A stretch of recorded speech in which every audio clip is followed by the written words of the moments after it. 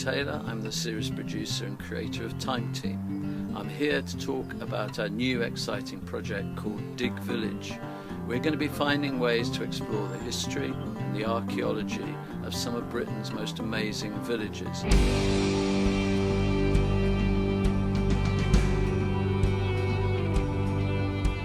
I've always been interested, we're looking at a priory here, you think of abbeys in the countryside, and I have a sense that some of these huge estates that went with these places were one of the kind of defining factors in the English landscape, because they were often huge owners of land, that's right, lots of money, and they developed estates. Yeah.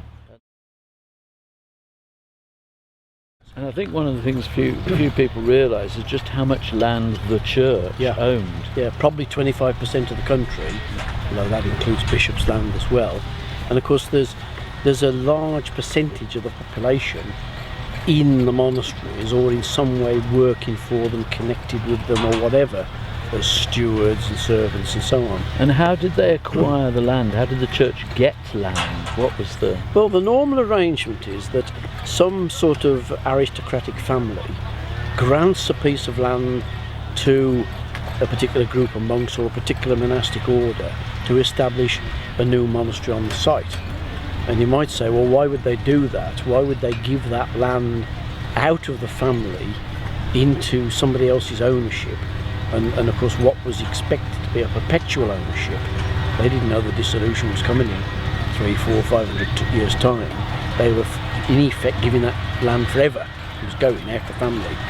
What were they going to get out of it? And of course the answer is they were hoping to save their souls in hell by having this group of monks or canons or friars or whatever they were saying perpetual prayers, masses and so on for them while they're alive. It's like an insurance policy. It's like an insurance policy.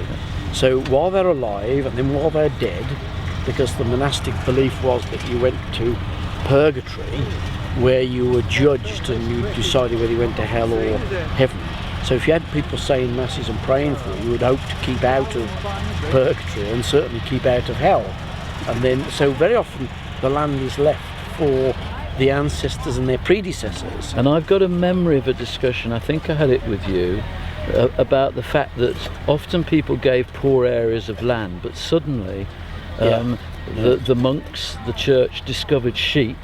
The sheep could utilise the poorer land, and suddenly the churches became rich from wool. Is that some sort of cockeyed? That's quite a wobbly version of it, but there's certainly an element of truth in it. I mean, it's a mistake, I think, to think that these monks, nuns, whatever, were after rubbish land. They would be very pleased if people gave them a good quality estate. But certainly with people like the Cistercians, who come in the 12th century, the Premonstratensians, because part of their ethic was physical work, that you went out and dug ditches and you felled trees and you cleared marsh. If they were given land that was pretty inferior, their lay brothers in particular, which is another aspect, would set about taming it. And that was free labour. And it was free labour, and you know, in some cases there were, you can only describe them as armies of lay brothers who couldn't read or write, but had physical strength and a lot of skills like drainage and tree felling and all the rest. And the church, on the basis of this essentially free land, free labour and wool and various other things, began to get quite rich. Immensely rich. And Revo fountains. I mean, the richest were the Benedictine houses, the places like, Westminster, Abingdon, Bury St Edmunds, all the big Canterbury, all the big famous early monasteries were the wealthiest.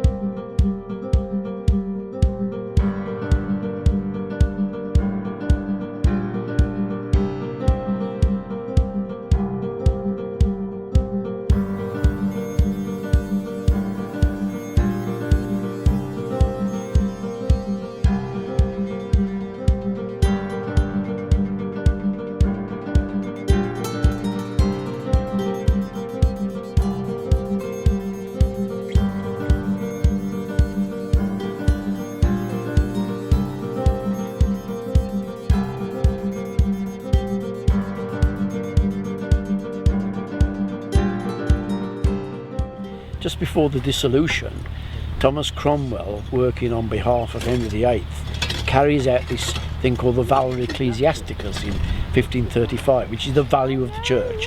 Henry VIII wanted to know how much the church was worth. And by the church, we don't mean one little building, we mean with a capital C. How much was the church worth? And was it like a hugely shocking figure? Was it an amazing It was. figure? I mean, I don't know if anybody's ever added it up, but this place was worth 156 quid. Right. In 1535. Now, given that the annual daily rate for a farm labourer might have been a penny or twopence, you can see what you're up against, you know. And the wealthiest abbeys, like Glastonbury and Westminster, were worth knocking on for 1,000 quid a year, which is, you know, today's billions, really.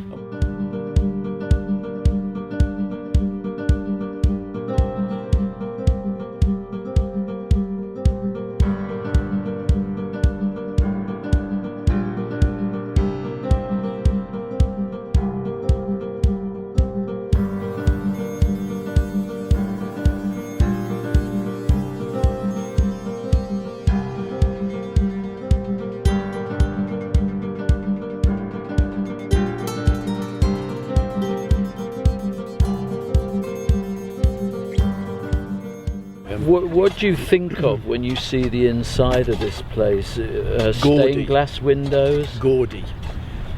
beautiful building, tall building? Or? Well, probably tall, but probably highly coloured. Right. I mean, you mentioned the window glass, which they would have had. by We've the had end, some, yeah. and we've had bits of it. Yeah. But they did paint these places up, you know, with gaudy colours, Yeah. so that what would look very tasteless to us. And bear in mind what these people's lives were like. The mass of people who lived down here and might have visited it. The brightest thing they saw in their life were flowers. You know, everything else was dull browns, greys, greens, whatever. Somebody talked about going into one of these things almost for the average peasant, in Yeah. living a rather, like almost a psychedelic experience. Absolutely. The colours of it, Absolutely. and the music and the And then you smoke. have the music and the incense and all the rest of it.